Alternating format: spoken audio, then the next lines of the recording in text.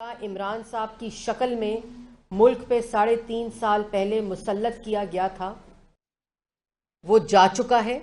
वो दूसरों की सियासी मौत की बात कर रहे थे और आज के बयान से और आज के खिताब से जाहिर है कि उनकी सियासी मौत हो चुकी है।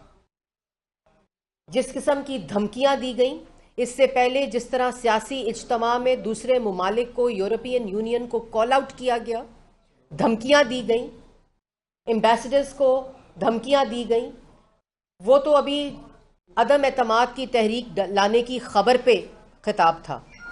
आज का खिताब क्योंकि अदम एतमाद की तहरीक जमा हो जाने के बाद था, तो उससे और भी ज़्यादा ज़हनी हालत में जो तवाज़न बरकरार ना रहना है, उसकी क्लैरिटी भी पाकिस्तान की आवाम को मिल चुकी है। पहली बात, आज अपना पहला टारगेट, दूसरा टारगेट और तीसरा टारगेट बताते रहे। जब पहली दफ़ा उन्होंने टारगेट की बात की तो मैं वाकई ये समझी थी कि पहला टारगेट शायद आटा कम करना, उस आटे की कीमत की कम करने की अनाउंसमेंट होगी।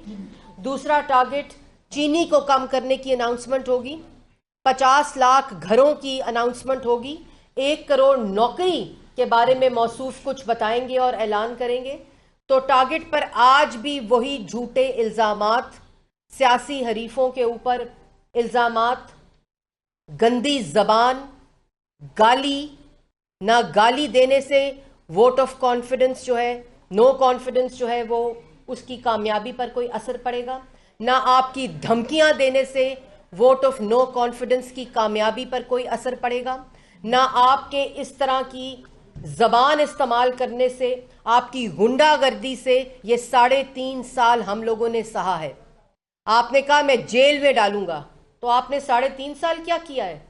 3.5 साल भी तो आपने अपनी सियासी जो हरीफ हैं उनको जेलों में डाला है। आपने तो उनकी बेटियों को हथकड़ियां लगाई, उनके सामने उनकी बहनों को हथकड़ियां लगाकर जेलों में डाला है। तो जेल की धमकी किसको दे रहे हैं? जेल की धमकी उसको दें जिसने आवाम का आटा, चीनी, बिजली, गैस, दवाई चोरी की है। अब जेल में जाने का वक्त उसका है। और आज का जो बयान था उसमें भी जिक्र किया गया, और आपने देखा होगा कि कुछ अरसे से जिक्र जारी है कि बैरूने मुल्क साजिश हो रही है। बैरूनी कुव्वतें हैं जो इमरान खान साहब के खिलाफ साजिशें करके उनको हटाने की कोशिश कर रही हैं। और उसके ऊपर मैं ये कहना चाहती हूँ कि इमरान खान साहब, बैरूने मुल्क साजिश होकर आपको क्यों हटाने जाने की कोशिश की जाएगी? आपने तो सीपैक बंद कर दिया। आपने कश्मीर का सौदा हो गया आवाज़ बुलंद नहीं की। आप तो IMF की तरले मिन्नतें करके माशी सलामती और पाकिस्तान की जो खुद मुख्तारी थी वो आपने IMF के हवाले कर दी। फैटफ के अंदर आपने मिन्नतें की। आपने कोई ऐसा इंटरनेशनल फोरम नहीं छोड़ा जहां भीख ना मांगा हो। मुल्क को कमज़ोर किया, मुल्क की मईशत को कमज़ोर किया कि जो दूसरे ममालिक हैं, और जो शख्स जर्मनी और जापान के बॉर्डर को मिला देता हो बैरूने ममालिक को, उससे क्या खतरा होगा? जो ये कहता हो कि मैं किसी भी मगरबी मुल्क से ज्यादा, उस मगरबी मुल्क में रहने वाले शहरियों से ज्यादा उसको जानता हूं, तो उससे बैरूने मुल्क लोगों को क्या खतरा होगा? ये बैरूने मुल्क साजिश की जो एक रट लगी हुई है किराए के तर्जुमान, और रोज सुबह दोपहर शाम इमरान खान साहब जो ये गर्दान करते हैं। मुझे ये बताएं कि मुल्क के अंदर आटा जो है वो 35 रुपए से 85 रुपए हो जाए, ये बैरूने मुल्क साजिश है। कि मुल्क के अंदर चीनी जो है वो 52 रुपए से 130 रुपए किलो हो जाए, ये बैरूने मुल्क साजिश है। कि मुल्क के अंदर किल्लत पैदा करो, उस किल्लत के दौरान आप मुल्क की चीनी को एक्सपोर्ट करो, फिर उसको इंपोर्ट करो दुगनी कीमत के ऊपर, ये बैरूने मुल्क साजिश है। उसके बाद घी की कीमत 150 रुपए से 450 रुपए किलो हो जाए, ये बैरूने मुल्क साजिश है। पेट्रोल जो है वो 88 रुपीज से 160 रुपए चला जाए, जितना पाकिस्तान मुस्लिम लीग नून के दौर में जो कीमत थी उससे डबल उसमें इजाफा हो जाए, ये बैरूने मुल्क साजिश है। डीजल की कीमत 98 रुपए से 150 रुपए हो जाए, ये बैरूने मुल्क साजिश है। कर्जे जो है वो आपने 52,000 अरब के ऊपर पहुंचा दिए, जिसमें 22,000 अरब इजाफा आपने सिर्फ 3.5 साल में किया, ये बैरूने मुल्क साजिश है। बैरूने मुल्क साजिश नहीं, ये पाकिस्तान की आवाम का अदम एतमाद है। जो आज बिजली जो है वो 11 रुपए से बढ़कर 25 रुपए यूनिट हो जाए, ये बैरूने मुल्क साजिश है। गैस जो है वो 600 रुपए से 1400 रुपए हो जाए, ये बैरूने मुल्क साजिश है। पाकिस्तान की आवाम आज आटा, बिजली, गैस, दवाई, चीनी नहीं खरीद सकती, मरीज को अस्पताल नहीं ले जा सकती, बच्चों की फीस नहीं दे सकती, घर का किराया नहीं दे सकती, नौकरियां नहीं बची उनके पास, रोजगार नहीं बचा उनके पास, उनकी मईशत तबाह हो गई। मुल्क की मईशत का दिवालिया निकाल दिया आपने। अपनी गलती आप बैरूने मुल्क साजिश पर डालें। आप वो शख्स हैं जिसने कभी अपनी गलती नहीं मानी। आज आपके इत्तेहादी, आज आपके अपने मेंबरान आपका साथ छोड़ रहे हैं। ये बैरूने मुल्क साजिश नहीं, ये आपका अमाल नामा है। ये आपने 3.5 साल जो पाकिस्तान की आवाम को जिस महंगाई की क़यामत में और चक्की में पीस रहे हैं, ये उनका अदम एतमाद है आपके ऊपर। ये कोई बैरूने मुल्क साजिश नहीं है। बैरूने मुल्क साजिश हुई थी, बिल्कुल हुई थी, 2008 से लेकर 2013 तक हुई थी, जिसमें मुल्क के अंदर आपने 26 फॉरेन फंडिंग के खुफिया अकाउंट्स के जरिए बैरूने मुल्क पैसे मंगाकर मनी लॉन्डर कर कर अपने दफ्तर के मुलाजमीन के नाम के ऊपर आपने जो पैसे मंगाए फॉरेन फंडिंग के जरिए, वो बैरूने मुल्क साजिश इस मुल्क के खिलाफ हुई थी जब आपको मुल्क के ऊपर मुसल्लत किया गया था। आज बैरूने मुल्क साजिश नहीं हो रही, आज पाकिस्तान की आवाम आप पर अदम एतमाद कर रही है। मैंने जैसे पहले कहा कि बैरूने मुल्क मुमालिक को ऐसे शख्स से खतरा नहीं होता जो जर्मनी और जापान का बॉर्डर मिला देता है आपस में, उनसे कोई खतरा नहीं होता ऐसी ज़हनी हालत के शख्स को। और जो कहे कि मैं जितना मगरिब को जानता हूं उतना मगरिब वाले मगरिब को नहीं जानते, ऐसे शख्स के से बैरूने मुल्क कोई मुल्क इंटरेस्टेड नहीं होता ऐसे शख्स को हटाने में। और वहां जंग छिड़ी हुई है यूक्रेन और अमेरिका के दरमियान इंटरनेशनली। आपका मतलब है कि अमेरिका का सदर जो है वो इस वक्त तमाम काम छोड़कर कह रहा है कि बुज़दार और इमरान खान को कैसे हटाना है। मतलब ऐसी ज़हनी हालत के ऊपर इंसान तरस ही खा सकता है और इसके अलावा और कुछ नहीं कर सकता। दूसरी बात कि फॉरेन फंडिंग, बैरूने मुल्क साजिश की मैंने जिक्र किया।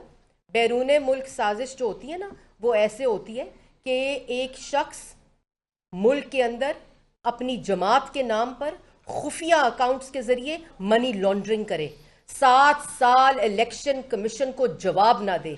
आज तक कोई दस्तावेज इलेक्शन कमीशन को इमरान खान साहब ने मना किया हुआ है कि जमा नहीं कराना। ये फॉरेन फंडिंग जो खुफिया अकाउंट्स के जरिए फॉरेन फंडिंग हुई है, ये स्टेट बैंक ने भांडा फोड़ा है।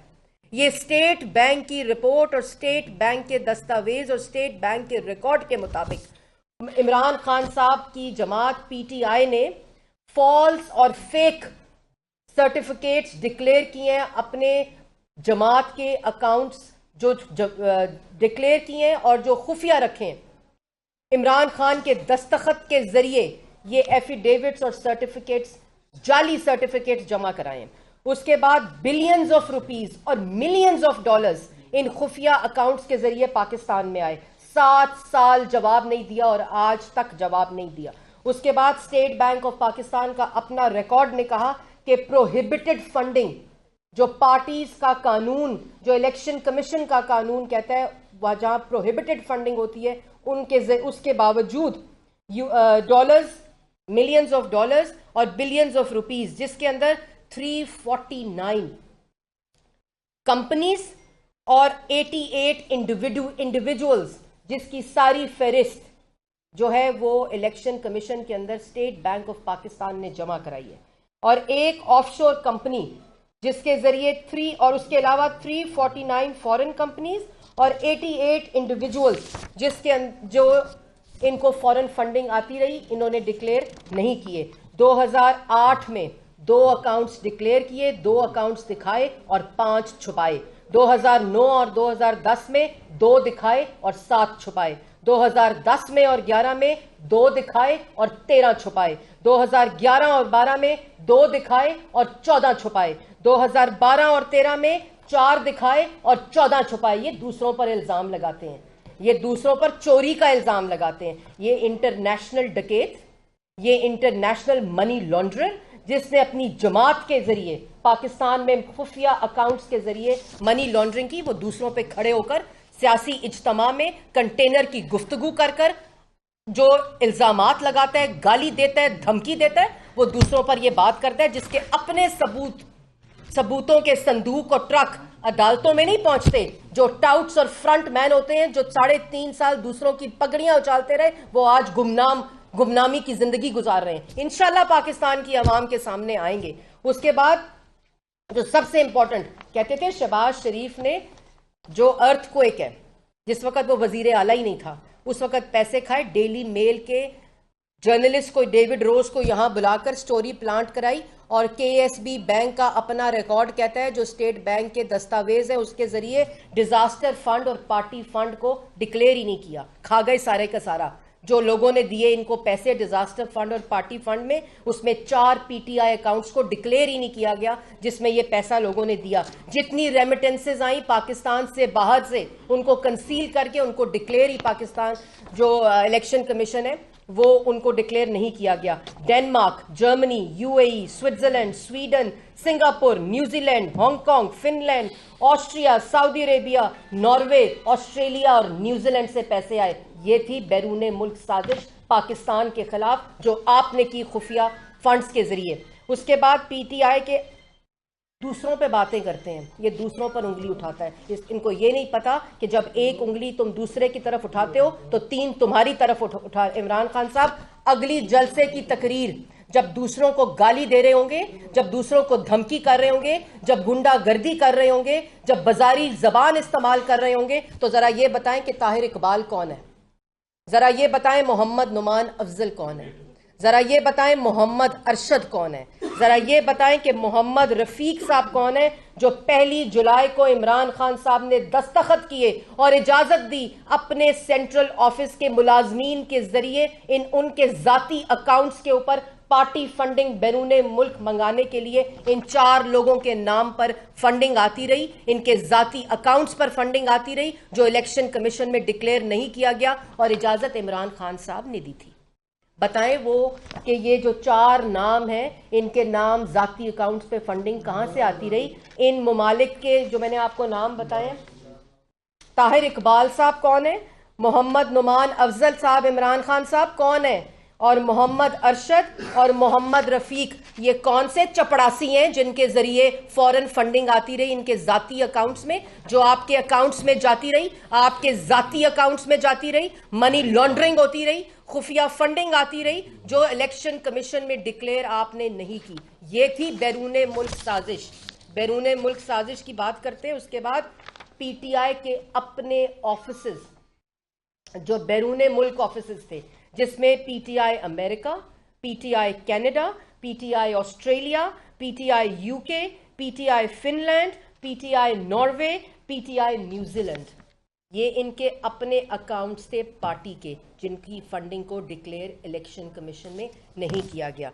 और उसके बाद बात करते हैं कि बैरूने मुल्क साजिश हो रही है मेरे खिलाफ। आपके खिलाफ पाकिस्तान की आवाम ने अदम एतमाद किया है, आपके अपने एलाइज अदम एतमाद कर रहे हैं, आपके अपने इत्तेहादी, आपके अपने मेंबरान अदम एतमाद कर रहे हैं, क्योंकि जब आवाम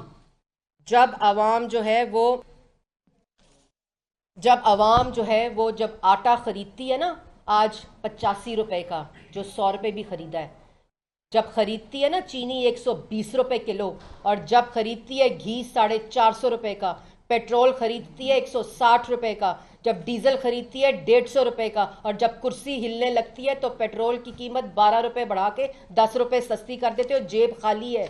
आज तक उस 10 रुपए का रिलीफ पाकिस्तान की आवाम को नहीं मिल सका। जब कुर्सी की टांगे हिलने लगती हैं, इक़्तिदार जाने लगता है, उस डर और खौफ से कहते हो बैरूने मुल्क साजिश है। साजिश वो है जो तुमने पाकिस्तान की आवाम के खिलाफ की। साजिश वो है जो तुमने फॉरेन फंडिंग लेकर मुल्क की मईशत को कमज़ोर करने की थी। साजिश वो है जो तुमने फॉरेन फंडिंग खुफिया अकाउंट्स छुपाकर मुल्क की आवाम का रोज़गार छीना, मुल्क के अंदर तारीखी महंगाई की, मुल्क को कर्जों में डबोया, जो ये 52,000 अरब का कर्जा पहुंचा दिया, जिसमें सिर्फ तुमने 3.5 साल के अंदर 22,000 अरब का इजाफा किया है। ये कोई बैरून मुल्क साजिश नहीं, ये तुम्हारी चोरी है, तुम्हारे कार्टल्स की चोरी है, तुम्हारे दाएं बाएं माफियास की चोरी है, ये तुम्हारी अपनी डकैती है जो तुम्हारे अपने दस्तखतों के साथ हुई है। इमरान खान साहब, ये रोज़ खड़े होकर तकरीरें कर कर, तमाशे कर कर, और आज की आपकी तकरीर का हर लफ्ज़ आपकी शिकस्त की खुशखबरी पाकिस्तान की आवाम को दे रहा है। आपकी जहनी हालत के तवाज़न का हिलना पाकिस्तान की आवाम को इसकी खुशखबरी दे रहा है। और आपके जाने की घबराना तो एक तरफ, आपको पता चल चुका है कि आपकी सियासी मौत हो चुकी है और आपके अपने मेंबरान के ज़रिए हुई है। जॉइंट ऑपोजिशन, मुत्तहिदा ऑपोजिशन के साथ आपके अपने मेंबरान जो आज अपने हलकों में आपके झूठों की वजह से, आपके इन अमालों की वजह से, आपकी इन हरकतों की वजह से, आपके इन बयानात की वजह से, और जो उस दिन यूरोपियन यूनियन के बारे में बयान दिया, उससे पाकिस्तान की जो